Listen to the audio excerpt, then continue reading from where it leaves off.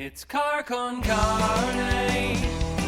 Let's eat in the car. It's car con carne. And now here's the star of our show, James Van Alstyne. And we are live. It's Friday night here. Guess where I am? I'm at home. I'm going to be here for a while. I've been here for a while already. And so it goes. It's life under COVID-19.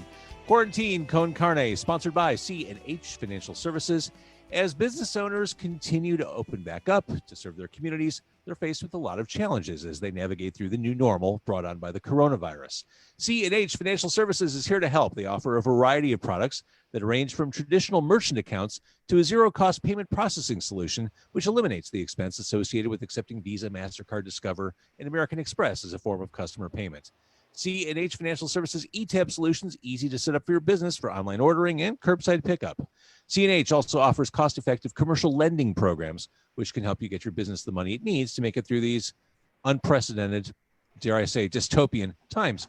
To learn more, contact C&H Financial Services at 855-600-2437 or go to chfs.us. And here we are. My guest tonight, he is an award-winning comic book, newspaper strip, and children's book writer and illustrator. He is Dan Dougherty, returning to the podcast after 3 years. It was 3 years ago this month, Dan Dougherty, that you were last on my podcast. Wow, really? This month. We're celebrating an anniversary together. That's over here part. 3 years ago, you were in my car performing. See, you've got both sides of your brain working, or actually it's the same side, just different things. You're a musician, you are an illustrator. You engage both those processes in my car last time. You busted out a drawing, you were just like sketching in the car, you performed in the car. You performed a song called Payday back then. Back when it was so difficult to earn an honest wage in the world. You remember those days? Yeah, those really troubled times we had there. Now it's easier. Things were so hard in 2017. Oh my God. OMG. I want to mention Dan Dougherty, speaking of music, the new album is called Bad Ideas. Dan Dougherty, available for streaming and on vinyl, on handsome vinyl, no less. And look, there we go. There's that illustrating side. This kind of Lovecraftian thing going on in here. It's my Rocktopus. It is. Oh, yeah, right. Because it's an octopus that plays rock. Yeah. Multi-instrumentalist. So the question, we'll talk a little bit about your album, Bad Ideas. Sure. What are you writing in on the cover? What is this? It is an amazing robotic experiment. So this is really funny. I love this story. We were struggling to come up with some imagery for not only the cover of the album, but also for just some promotional flyers at the time, because we just started playing gigs and hitting the city, hitting a couple states around here, touring, and we were sitting outside of my drummer, and who's the guy on the left in the picture, Brett Figura. He's got in the red pants. He's a wonderful musician, very talented artist too. And we were just sitting there trying to figure out, like, what are we going to do for this? We have no idea. And it was so funny because we were struggling to do this. It felt like one of my comic strips, because as we were doing this, a couch on wheels rolled past on the street.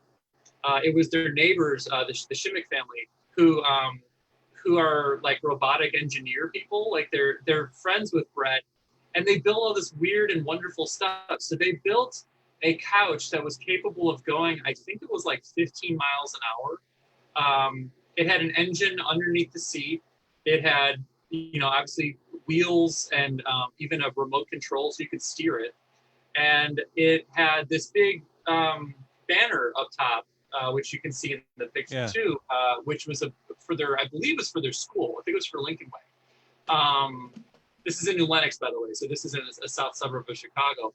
And I was like, we didn't even acknowledge it at the time. It took us like a full day to realize, why didn't we just ask those guys to take a picture with us? So we asked them, and they were very gracious and very nice. And we got the shots. Like my sister-in-law, Karen, she took the photography, and we just did it all in one quick shot. It was so much fun. It's really fun riding a couch at 15 miles an hour down the street. I mean, I can't tell you what more fun can you have than that. I am putting all my friends on notice right now My friends don't invent anything cool. I want my friends to step up their games and create things like robotic couches that go 15 miles an hour. Yeah, All my friends, you're on notice. You're on blast. And just as a point of reference, I referenced your illustration, your comics work. I still love the Beardo strips. These are so funny. Like it is impossible to read these and not see ourselves in your life that you threw on here in cartoon form. I love this stuff. Thanks. And then the very creepy Touching Evil. Yep. Which you got the special copy too. You got the limited edition version with the silver foil. Oh, is this limited? Yeah, Yay me. That's the fancy one. Yeah. I mean, look at how badass that. Hang on, this is just. This is the great thing about being able to do a podcast with a video component. I mean, this is like horror and crime. This doesn't even do it justice. Touching Evil, great stuff from Dan Dougherty. It's funny. I was looking at the Dan Dougherty website, and it said, "I'm guessing you put this on the website a long time ago. 2020 is going to be a wild year. Join in on the fun." Yep. Was that something you did in like January or February? I did it. I know exactly when I did it. It was after my last show of the year. We had a vinyl release show in Joliet. Really great show. Had a blast. I was so looking forward to what the year would bring because we come off the album.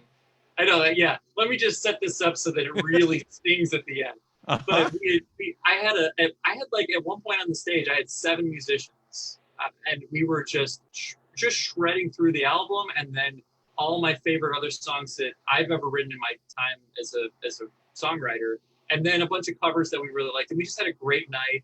And I remember, I think right after that, and that would have been, I believe it was February 7th was the show, and so I didn't know what was coming. And I think I posted that. I have not updated that. I really should. No, leave it up. I think the irony is rich. Is it perfect?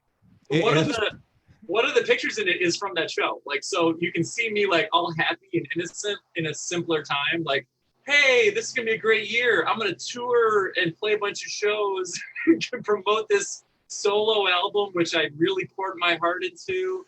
And then the world was like,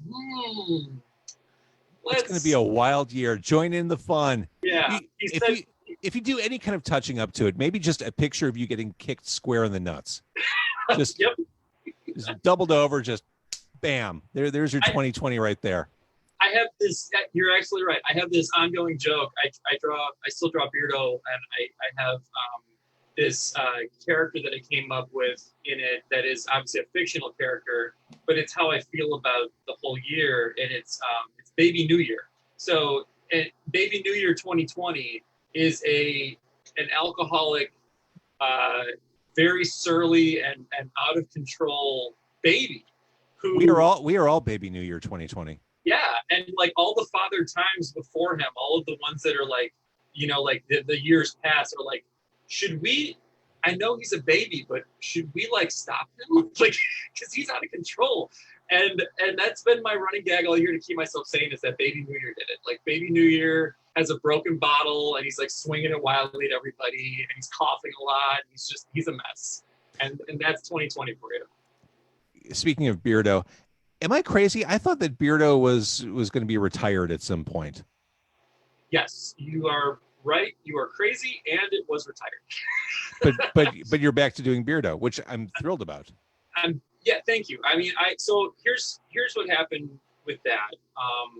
For me, when I finished the strip, I finished it earlier than people realized. I think I finished it in about 2016. I had done a whole bunch of advanced work to make the 5th and what I at the time thought was going to be the final volume. Cut to 2017, and somewhere around like, I think it was August of that year, I officially announced I was retiring the strip, and a lot of that had to do with just, you know, a lot of other really good opportunities were coming along, and comic strips are a really tough business, and I felt like I said a lot in the Beardo strip in 5 volumes, so it's like, well, maybe this is a good time to bow out. What I didn't realize when I ended it was that I was going to gain more followers by ending it than I ever had by starting it. I got an absurd amount of love from the last strip, which, like, hit the Huffington Post and hit a lot of parent websites, and Board Panda like did a feature on it, and Reddit, all these places I didn't even think about were just like, it must have seen millions and millions of people, the final strip. It was bizarre. It's a comic strip, and it was 2017. Like it's a tough market in general. Yeah. So to crack that egg and actually resonate, I had all of a sudden this whole new fan base. And I also realized too, one other thing, I had never put my son in the strip. My son was born about about a month later.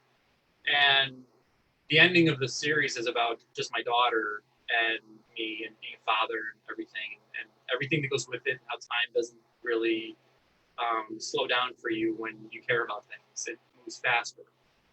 And so I felt really bad because I'm like, I had this really great ending and the book is about me, it's about my family, and it doesn't include one very important part of it. So cut to 2020, because I kept thinking, one day I'll bring it back and I'll let my son be a part of it, and I'll tell some of his fun, kid adventures and have fun with it. Just do it someday, right? Yeah. Well, how people were saying, like, when the coronavirus hit, like, this is the opportunity to do that one thing you've always been meaning to do and you just didn't have time for. I took that seriously, and I was like, I've been really meaning to put my son in and have one last hurrah with Beardo with him in there. So I think it was late March, early April. I started up a Patreon site, real simple, nothing fancy. It was just $2 a month to get in, because I don't have newspapers anymore, and right. I don't, it's a different world than it was when I was first doing it. And I was just like, here, look, I want to do this thing. If you want to support, fantastic. I just want to make something that I've always wanted to make since I ended it. And that's why it's back. I mean, it'll end again at some point, but I wanted to make sure that my whole family was represented. I love it. And again, I see myself reflected, because this is very you. I mean, you're very funny, and the ability to approach a strip, a 4 panel strip, and to tell a story in that time and get to a punchline, I think is an incredible skill set. To use brevity to tell stories like this, I love it. But also, it's not like approaching Beardo it's different from writing a Lovecraftian horror piece, which you don't. But you can draw from your life experience. I mean, you'll never have a shortage of content, I would imagine. Yeah, exactly. That was the one thing I didn't have a problem with Beardo. I felt like if you're doing something autobiographical, if you can't come up with something interesting, maybe you should take a look at yourself a little bit harder, because it felt like life was all there. And my problem, honestly, even now, there's so many interesting things to talk about when you just keep it simple and keep it about what you know within your world. And and I feel like that was another thing. Like, Beardo for me was a time capsule to not forget things, like to not forget where I came from, to not forget what I believe in, to not forget my sense of humor, because I sometimes forget it and I get too serious, and I don't want to be that guy.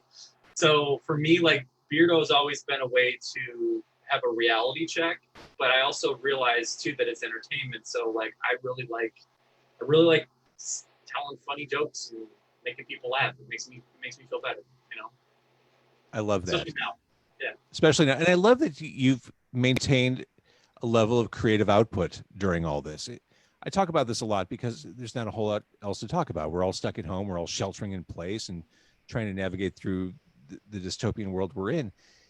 I think it's a perfectly normal reaction when faced with all this to say, holy shit, this is scary. This is miserable. Oh my God, I'm sad. I'm angry. I'm upset. But for a creative, you almost have to find a way to bully your way through it. You almost have to find a way to be innovative in spite of the shit show around you. And I think you're doing it. I mean, I think it's not easy. I don't want to paint a picture that, oh, well, you're a creative guy. You just sit down in front of a drawing board. It's weird in this time, but you found a way to pull it off.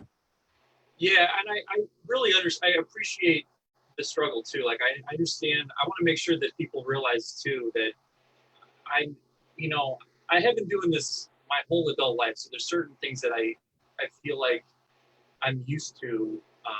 There was a joke that was made around like the start of this that like all of us hermit artists were like training our whole lives for this or something like that. Yeah. But really, it's not that simple. It's I feel for people who are very creative and are struggling right now, or people who want to express themselves or make some sense of the world and are struggling, because I do too. Like I just I feel like at this point I'm 39, so like I've been doing this professionally for like 16, 17 years now, and I'm at a point where I'm like I'm a little addicted to it. Like I can't, you know, like if I'm struggling as a person, my outlet is this stuff.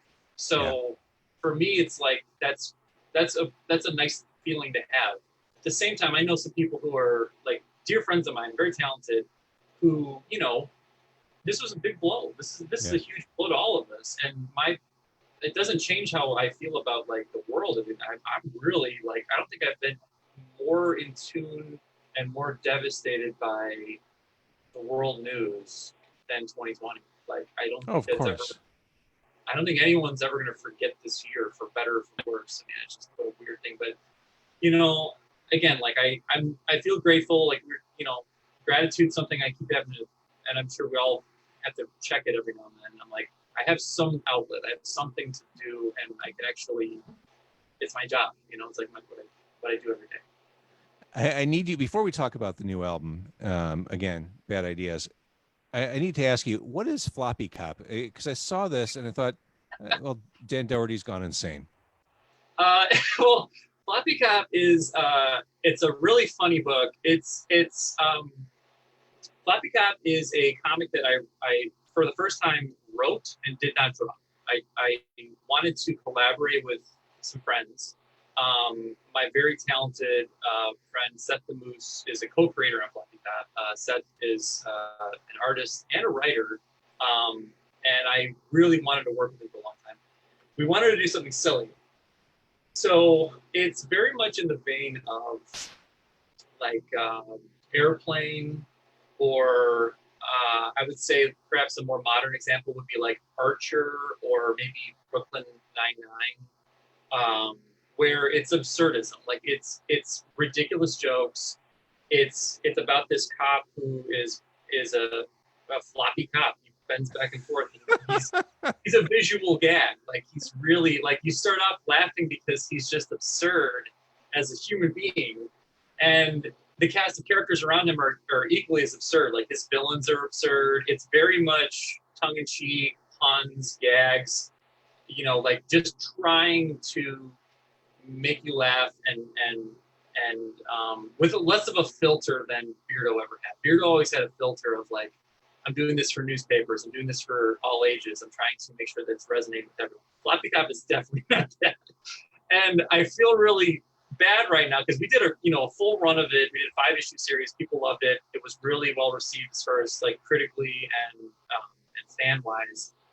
And then I feel really bad now because I feel like it's got, you know, different resonance in this current climate. We're trying to have a fun comic, and you know, we're trying to figure out how to make sure that people realize that we're still having a fun comic with a very touchy subject right now. So that being said, I mean, it's meant to be just as silly and absurd as like The Naked Gun. You know what I mean? Like it's in that spirit. Like I wish that Leslie Nielsen was alive and younger to play Floppy Cop. That's the kind of humor we're going for. Like that kind of like punnery, visual gags, absurdity. That's exactly what we're trying to do. And again, all to make ourselves laugh first. I mean, it was a book that is pre-2020. We're doing a sequel to it right now, but that's a whole different story. We pushed it back because the distribution right now is insane due to everything. Yeah, right. But you know, I really hope when people get to read it that they see how hard we're trying to remind them that it's okay to laugh and it's okay to have fun. Awesome. All right, let's talk about the album again. Sure. Bad Ideas, handsome vinyl package here. I love it. This is rootsy. It rocks. It's a lot of fun. I talked about how last time you were on 3 years ago this month, you played a song about not making enough money. I feel like that's a theme that pops up again on this album. Yep. Making ends meet. Hey, can I loan you a couple bucks? I worry about you. Yeah, I feel like, you're right to what you know, and I've definitely known many times. I'm doing fine. Everything's okay, but I don't know. I feel like that's just a subject that I always come back to in some way, because a friend of mine and I always joke about how people say money can't buy happiness, and we're like, I think it actually can in some senses. Like, I'm pretty sure. Yeah, I don't really agree with that sentiment. Like, I'm a happy person in my own self. I've learned, like I said, like I'm not like a young man saying this anymore. I feel like I'm like, I'm about to be 40, and I'm like, I still feel those same feelings I felt when I was 20, but with more knowledge, like with more experience, and I think you're referring to the track, what, The Money's Better in Heaven? It's a song about the 9-to-5 lifestyle. Yeah. You say maybe I should have been a dancer. Yeah, I mean, it's that I love that song. It's the closing track on the album, and this album actually, if I can like give a little bit of context and then come back to what you're mentioning, is sort of a mixed bag, because it came at a point where I wasn't sure if I wanted to do music anymore. Like, I was my previous band had broken up, and it was just the way it goes, nothing terrible or awful. It was just, bands break up and things happen, life goes on. But, it left me kind of shook, because I was like, how many more times am I going to do this? Because I kept thinking of it in the wrong way. I kept thinking of what success meant to me as if it had to be some sort of recognition that I didn't have yet. And which is interesting. That sounds so different from what you were just talking about with Floppy Cop. Like, you did your art stuff, you do to amuse yourself first. And it sounds like that's not the approach you were taking with your music. Well, that's exactly what I had to remind myself of.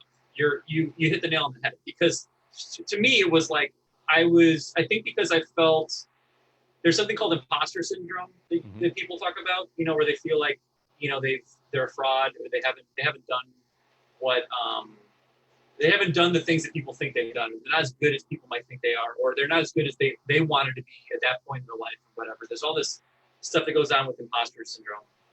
And I certainly felt that after my band broke up. I felt like maybe I had been fooling myself into thinking that I had something to contribute in the music world. And again, also thinking that, like, because I never had really exploded or had some wild thing, like, that meant that I wasn't a good musician, or that I wasn't a good songwriter.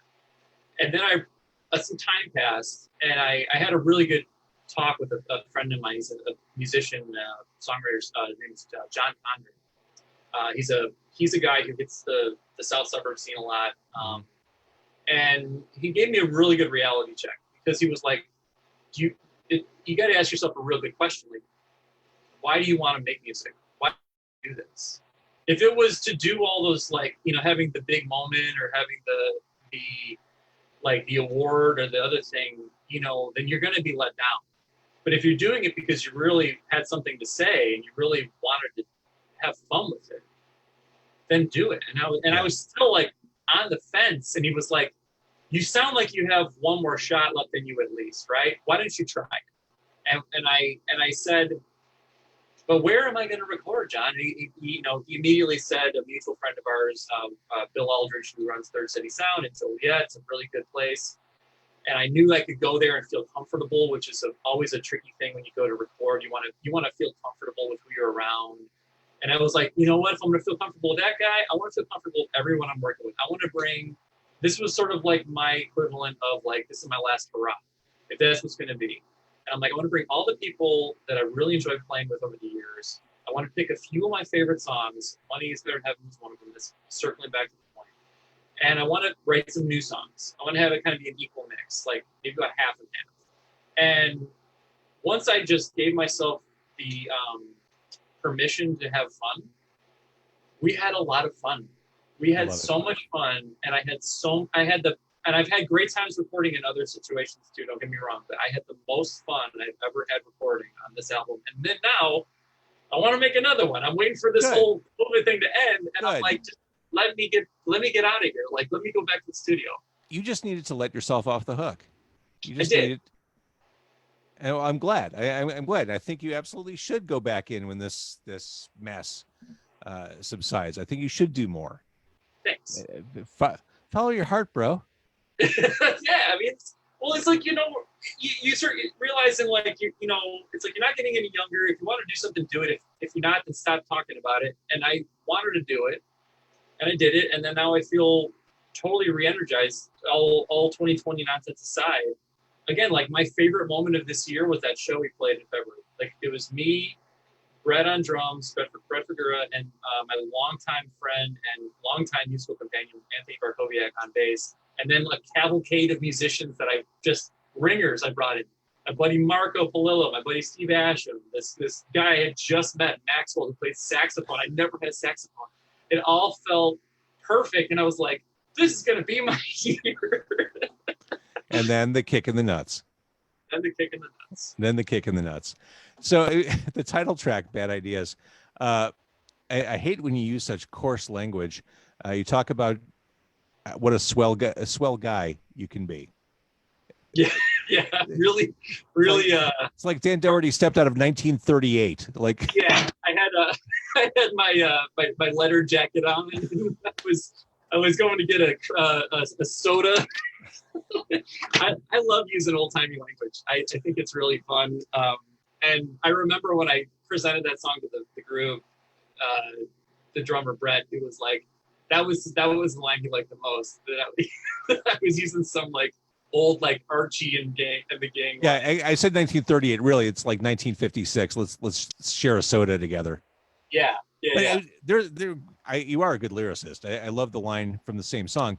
If you're going to let me know what you think of me, even if it ain't kind, it's nice to know I've been crossing your mind. I love that. Thanks. That defines the song. Going back to Money, it's just you and all your pennies waiting for a train to come on Follow That Man. Mm-hmm. Yep. Yeah, I mean, you don't even have a debit card at this point. It's just a bag of coins.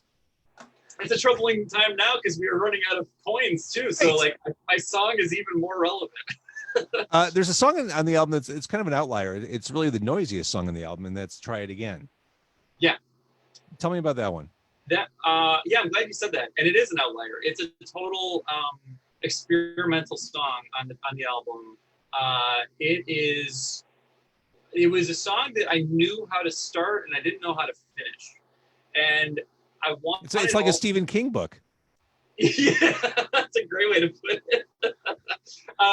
It was, so that song was us like really reaching and being ambitious. We brought out a lot of instrumentation that we would normally use. But let me just set up a couple things that my observations about that song, what I liked about it. One thing was, I tend to be kind of lyric heavy when I write songs. Like, have a lot of lyrics in some cases, arguably too much in some cases. And I really wanted to strip it down to like something really primal and resonant. And then I wanted to just blow it out. Like, I wanted to make sure it followed none of my normal song structure, which, I usually have repeating choruses like everybody else. This does not follow that structure. It's more of a call and response and has one weird break in the middle. And then I wanted to get really weird with it. Like, Brett brought this out of me, the drummer. Again, he's a guy who loves to get weird with it. Like, he's like, what if we put this in there? What if we put that in there? And rather than playing it safe, I was like, yes, let you bring out the giant bass drums. You can hear like these elephant drums clanging in there.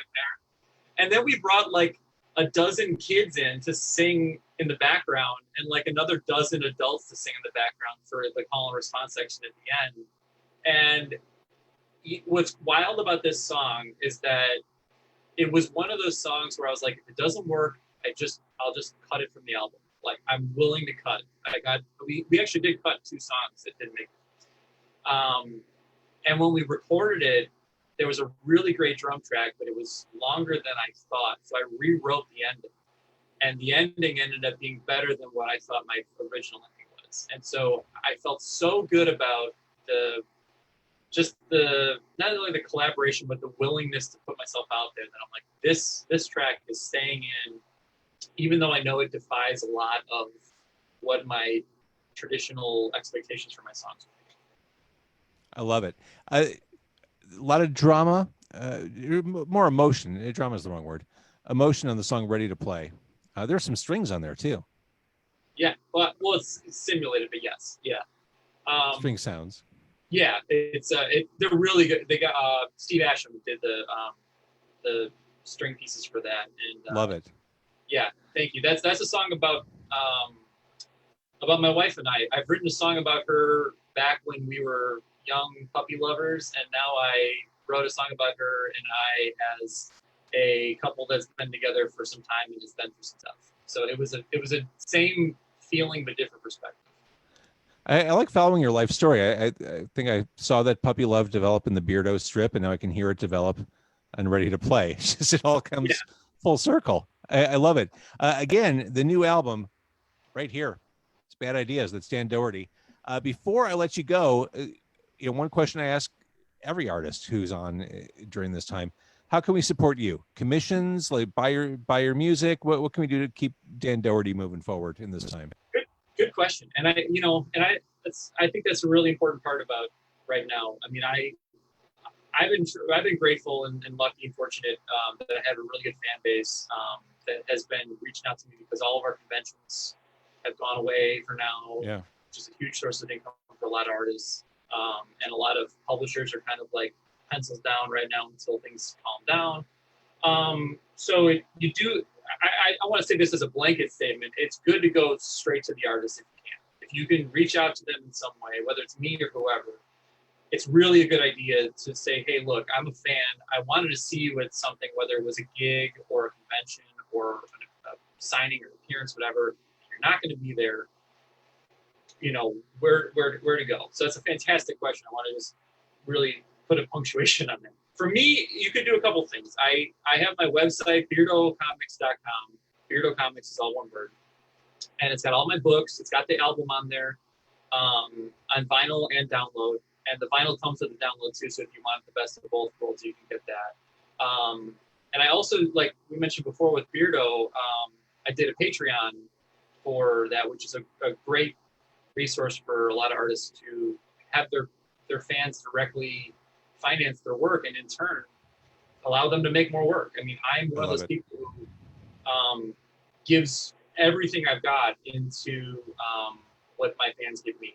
I have a really great fan base, like I said. So my Patreon is patreon.com/Beardo Comics, and I post new Beardo strips 3 times a week with blog commentary, video processes. If you want to watch how I draw and learn what I actually do, you can check those out. And then old classic strips, 10 years ago, I guess it's classic. That is. But it's like I give a lot of love to that thing, and I even have a postcard club for people if they want to get. Actually, here's one of the postcards. It's me riding a horse into traffic. So I like to have fun with stuff, and I do it because it's my reaction to how serious everything else is. So if you see me saying something funny or making something funny, trust me, it's in a reaction to everything else going around. And that's how I treat the world. I'm right there with you. I get overwhelmed by social media. I get overwhelmed by the news. I go through a range of emotions, sometimes over the course of 30 minutes. And that approach, it's kind of the way I've treated the podcast, more or less. I like that we need the distraction. We need good, fun distraction from this. Yep. I'm a firm believer of the show must go on, and I think that even if you're not feeling it that day, you got to find a way to reconnect, because it's when you make something, you might be helping somebody else, but certainly I feel like you get something out of it knowing that you did something that someone else cared about. And I think that, to me, it selfishly is a really powerful thing. I agree. And with the podcast, I realize there might be episodes that not a lot of people will listen to or not a lot of people will watch, but I like just knowing that I'm doing this every night. I like just putting that out in the world that something's kind of normal out there. Like I'm doing content every night. I don't know if people will be along for the ride every time, but I like just having that in people's heads that somewhere there's something that's not all this going on. There's a comfort in that. There's a comfort that even when you're not always caught up. There's people who I dearly love and respect and worship and adore their work. And sometimes I fall off the wagon with them or whatever, on the wagon, I forget how that goes. But like, I don't, it's been a while since I caught up with them. And then one day I need that moment and they're there for me, Right. And I think I applaud you for what you're doing because you're there for people whenever they want to tune in and stop by. I think that's important. Yeah, the light's always on. Yeah, I like that. All right. So beardocomics.com for more of you. And it is a rabbit hole. Once you start going down the Dan Dougherty, I'm going to use another metaphor, track. There's just so much to discover, just artistically, the storytelling, the music, so much going on. The most recent thing, of course, is this album right here. If you're a fan of rock and roll, if you're a fan of melody, if you're a fan of lyrics, Bad Ideas. There you go. Can I mention one last thing? Is it okay? You can mention as many things as you want. We have nothing but time. I got one of my proudest moments happened this year, and I want to talk about it really quick because we were supposed to go on this massive book tour and did not happen. So probably I feel like one of the greatest accomplishments I've had happened this year during this pandemic, which is that this book, A Thousand No's, which is a children's book that I illustrated with author DJ Corjan, was released. We had this wonderful stuff planned. We were supposed to be in the Bologna Children's Art Fair Festival. We were supposed to be doing all this stuff. And then some of that didn't happen, but we pivoted. And what I just want to mention really quick is that it's a book about rejection. It's a book about dealing with perseverance and dealing with hearing no, and dealing with things not going your way, but then realizing that that's actually a gift because it leads you to a stronger yes.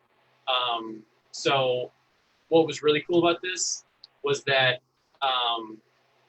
so that's exactly it. Barnes & Noble loved it so much, they made it a 30-day exclusive in July. And we actually, at one point, were number one on the children's book list, on the top 100. How great is that?